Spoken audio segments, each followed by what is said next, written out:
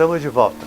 Curta os nossos vídeos no YouTube, inscreva-se no nosso canal e visite nosso site istoemanaus.com.br e todas as semanas vocês terão novos vídeos. No próximo bloco, vamos continuar conversando com o presidente do Cicobi Uniaeme, Dr. Asdrubal Melo. Só conferir. Estamos de volta, sempre com a honra e o prazer de estar no Cafeeiro, que fica na rua Rio Branco 95, no térreo do Hotel Manaus Express. É bem próximo da Djalma Batista, não tem como errar. Aqui você tem um café, almoço e jantar. Você pode também obter maiores informações através do 984 15 7235, que também é um WhatsApp. Cafeeiro aberto, almoço, café e jantar diariamente. Venha saborear as delícias daqui.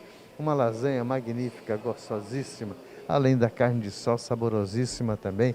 Você tem ainda o pão de massa de Tucumã e castanha, a lasanha caseira com massa caseira, aliás, a lasanha com massa caseira, que é o principal, carne de sol, bolo sem trigo e ainda 6 tipos de tiragem de café.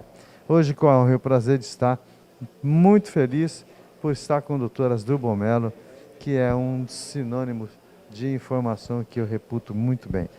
Doutor, então nós estávamos ainda falando da saúde. Vamos dar mais uma pincelada aqui na saúde para a gente se entender bem. Com relação à pandemia, hoje os hospitais de Manaus, eles estão preparados, porque eu sei que o senhor militou muitos anos da sua vida dentro dos hospitais e que passou também por dificuldades, mas não deixou de fazer o seu trabalho. Hoje os hospitais de Manaus, eles estão aptos a atender uma demanda grande que, se porventura houver um surto? Edson, antes de responder, eu gostaria de parabenizar o Serginho Avelino, que é amigo e filho de um amigo, criado junto com meus filhos, jovem como meus filhos, e que está fazendo aqui um serviço com uma gastronomia de boa qualidade e com uma preocupação que me deixou aqui muito impressionado: bolo sem trigo. É a mesma coisa que dizer bolo sem glúten, ou seja, preocupação com as pessoas que têm alergia a glúten, que cada dia aumenta mais esse contingente de pessoas. Então isso é uma demonstração excelente. Parabéns a ele, aproveitar a oportunidade para parabenizá-lo. Bem, os hospitais de Manaus, respondendo a sua pergunta, na minha ótica, estão sim preparados. A pandemia, ninguém, em nenhum lugar do mundo, em nenhuma economia do mundo estava preparado para a pandemia. Nem o Japão, nem a China, nem a Suécia, nem a Dinamarca, nem os Estados Unidos. E os resultados, as mortes que ocorreram nesses países desenvolvidos como Itália, Inglaterra, Espanha, Estados Unidos, demonstram isso muito claramente.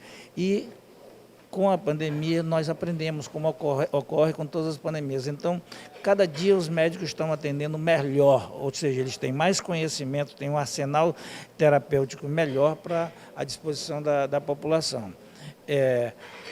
O que limita, porque quando aumenta um contingente, você não pode fazer, onde tem uma necessidade de um hospital de 100 leitos, você não precisa fazer um de 2.000 leitos, você ficará com 1.900 leitos ociosos. Então, você tem que fazer um hospital prevendo o crescimento da população, e aquele hospital não vai atender toda a população, então ele tem um segmento da população que ele vai atender, e as autoridades de saúde planejam dessa forma, mais ou menos.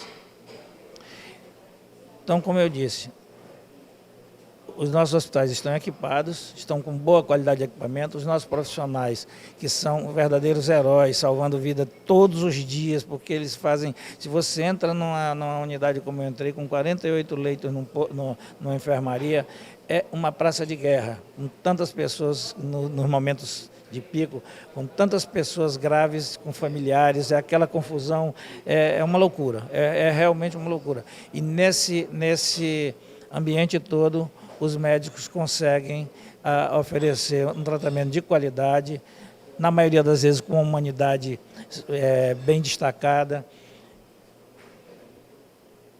mesmo que eles não tenham tempo sequer para repousar, para dormir, ficam extenuados. Você vê a cara dos profissionais de saúde no pico da pandemia, era de estafa geral. Ninguém mais, estava todo mundo superando os seus limites, acima dos seus limites de resistência, e isso, como todo ser humano, temos um limite físico de resistência. Então, temos, como eu disse desde o início, temos dificuldades, mas temos capacidade de superá-las cada vez de maneira mais competente. Os profissionais aprenderam mais.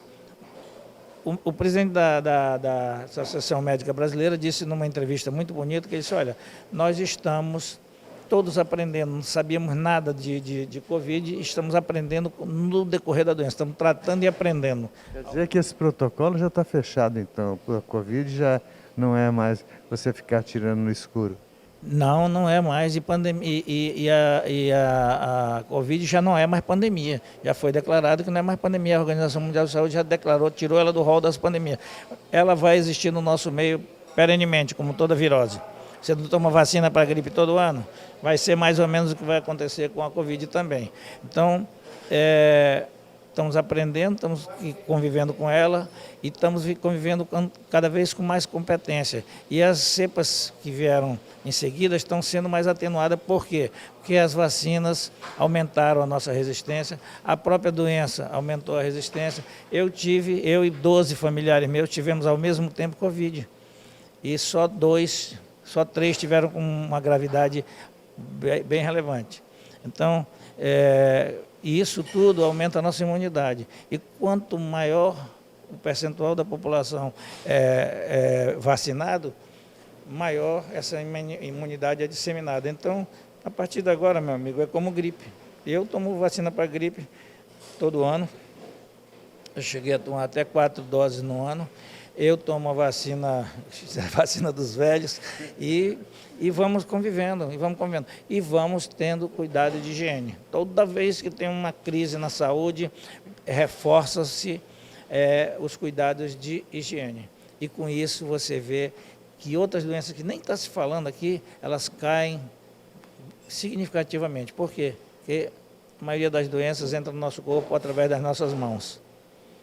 A falta de higiene, a falta de lavar as mãos adequadamente e repetidamente que faz com que nós nos contaminemos o tempo todo. Doutor, a gente vive também um momento bastante difícil, onde nós estamos vendo parte da população mundial aí se dizimando com essa guerra, com essa briga por um pedaço de terra ou briga por outras coisas.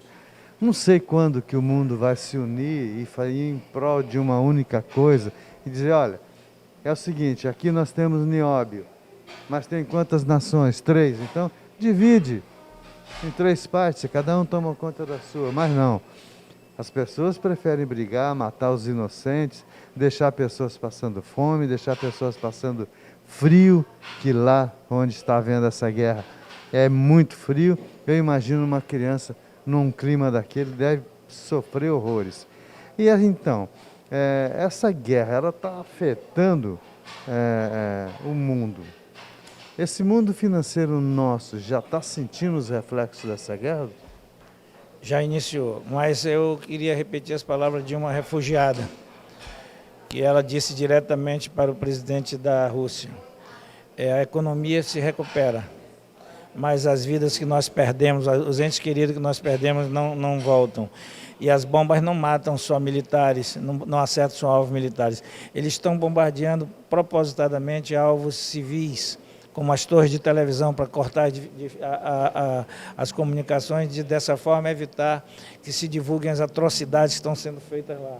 Tem milhares de crianças sofrendo, senhoras, idosos, que não tem nada a ver com a guerra, que não querem guerra, tanto na Rússia quanto na Ucrânia, que são totalmente contrários à guerra, mas estão sendo vítimas da guerra.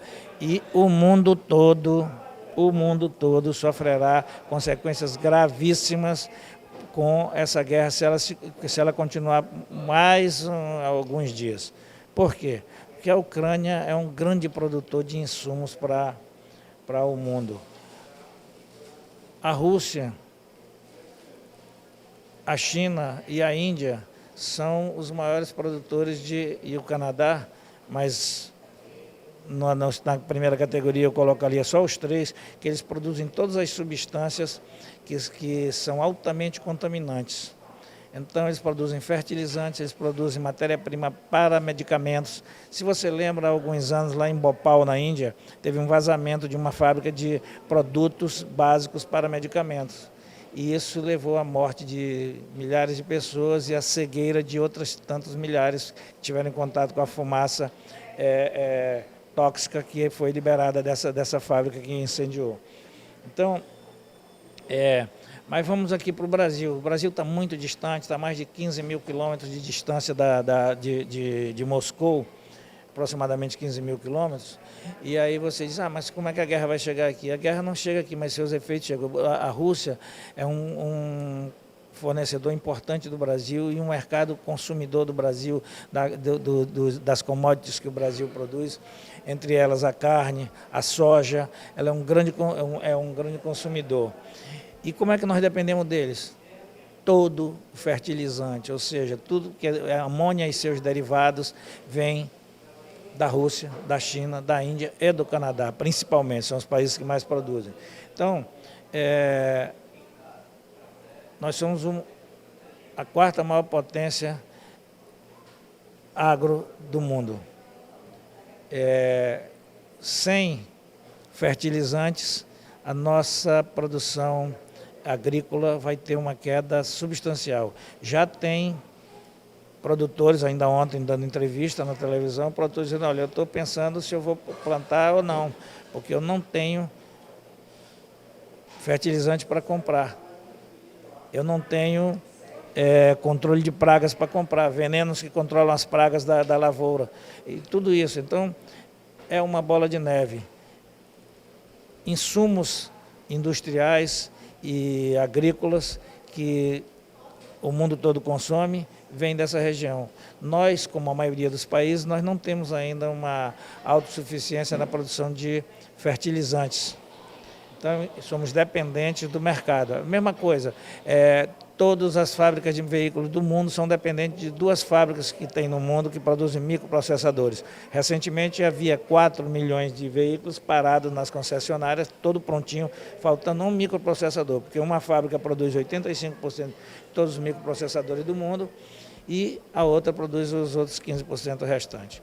Então, não é alarmismo quando os representantes das nossas empresas no distrito aqui e na indústria brasileira como um todo estão levantando o dedo e dizendo, olha, alerta que nós estamos correndo sério risco de ter mais um desabastecimento. E esse desabastecimento vem de peças, vem de produtos químicos que suportam a indústria agropecuária. Oi, gente. Este é o Dr. Asdrubal Melo, berço de informações, e este é o Cafeeiro, que fica na rua Rio Branco 95, térreo do Hotel Manaus Express, no Vieira Alves, que tem o seu delivery o seu telefone através do WhatsApp 984 15 7235. Você pode contratar os serviços do Cafeeiro para fazer o seu evento, fazer o seu happy hour, fazer o seu bate-papo, e até a sua festinha, por que não? Porque gastronomia de primeira, gastronomia de qualidade, Cafeeiro tem, e isso muito mais. Doutor, muitíssimo obrigado pela gentileza de emprestar o seu tempo para que nós nos municiássemos de informações e agradecemos e esperamos que o senhor cá esteja novamente num curto espaço de tempo. Edson, é sempre um prazer poder conversar, dividir alguns pensamentos que eu tenho, algum conhecimento que eu adquiro com a generosidade das outras pessoas e com a minha observação e curiosidade. Então, é um prazer sempre estar aqui com você e lamentar mais uma vez que nós estejamos passando por o mundo como um todo esteja passando por um momento de crise, de guerra, porque isso um comportamento daquele ditador simplesmente hediondo. Ele mata quem discorda dele, ninguém pode falar, e agora ele não está dando atenção para ninguém, botou 64 quilômetros de tanques de guerra marchando para a Ucrânia. A Ucrânia é uma região muito, muito, muito rica, talvez a mais rica da Rússia. E aí você vê o seguinte, todos nós somos, a Europa toda é gasoduto dependente, e os gasodutos passam na Ucrânia, passam na Rússia de uma maneira geral e na Ucrânia de uma maneira particular. Então, aí, no momento de guerra, eles interrompem o fornecimento de gás para atender primeiro as demandas internas. A Rússia já está colhendo dificuldades para os seus cidadãos, porque ela está tendo restrições no mercado financeiro internacional. Inclusive, ela vai ser retirada do SWIFT, a alguns bancos russos vão ser retirados do SWIFT, que é o mercado de dinheiro internacional. E, além disso, ela vai ter o bloqueio de alguns bilhões de euros que ela tem, que estão em bancos americanos e europeus. Isso tudo repercute em quem não tem nada a ver com a guerra, na população sofrida, fila para comida, fila para o caixa de banco, fila para gás, para tudo. E nós vamos sofrer aqui também, porque faltando gás desacelera toda a indústria. A indústria mundial utiliza o gás como a sua fonte principal de energia. Ontem nós vimos com alegria que o Brasil cresceu muito em energia alternativa, sobretudo energia fotovoltaica. Mas precisamos crescer mais aceleradamente. Hoje nós já produzimos mais energia só de fonte fotovoltaica do que a hidrelétrica de Itaipu. Mas isso é só 10% do que é consumido no Brasil. Então, precisamos evoluir muito ainda. Obrigado pela oportunidade de conversarmos um pouquinho aqui. Nos encontramos então no próximo sábado às 11h30 da manhã, sempre neste bate-canal, aqui sempre na nossa TV Norte Amazonas, no SBT Manaus. Até lá!